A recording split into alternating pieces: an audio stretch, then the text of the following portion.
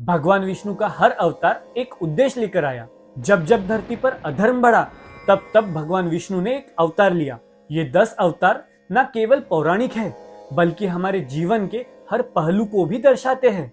ये कहानी बदलाव की, रक्षा की और धर्म की स्थापना की है। आइए समझते विष्णु के इस 10 महाअवतारों को, जिसको कलेक्टिवली दशावतार कहा जाता है, वो भी आज की और आसान भाषा में।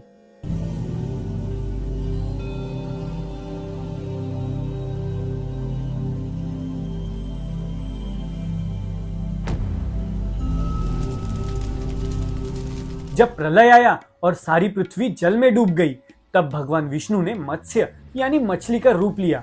उन्होंने मनु को बचाया और वेदों की रक्षा की। यह अवतार ज्ञान और जीवन रक्षा का प्रतीक है। समुद्र मंथन के दौरान मंदाचल पर्वत डूबने लगा। तब विष्णु ने कूर्म यानी कछुए का रूप लिया और पर्वत को अपनी पीठ पर टिकाया।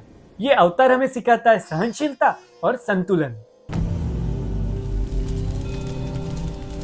हिरण्याक्ष ने पृथ्वी को पाताल में छुपा दिया था। विष्णु जी ने वराह यानी सुअर का रूप लेकर उसे बचाया, वापस जल से ऊपर लाए। ये अवतार धरती की रक्षा और न्याय का प्रतीक है। हिरण्यकश्यप को वरदान था कि ना वो इंसान से मरेगा ना ही जानवर से। तब भगवान श्री विष्णु ने नरसिंह रूप में आधा सिंह और आधा मानव बनकर उसे मार डाला। यह अवतार हमें यह सिखाता है कि अधर्म कितना ही चालाक हो, धर्म की जीत निश्चित है। राजा बलि ने तीनों लोगों पर अधिकार कर लिया था। तब विष्णु जी ने वामन रूप में जन्म लिया और 3 पग में सब कुछ मांग लिया। तीसरा पग उसके सर पर रख दिया और बलि को पाताल भेज दिया। यह अवतार हमें अहंकार से मुक्ति की सीख देता है। जब क्षत्रियों ने अत्याचार बढ़ा दिए, तब भगवान श्री विष्णु ने परशुराम के रूप में जन्म लिया। उन्होंने 21 बार धरती को अन्यायी क्षत्रियों से मुक्त किया।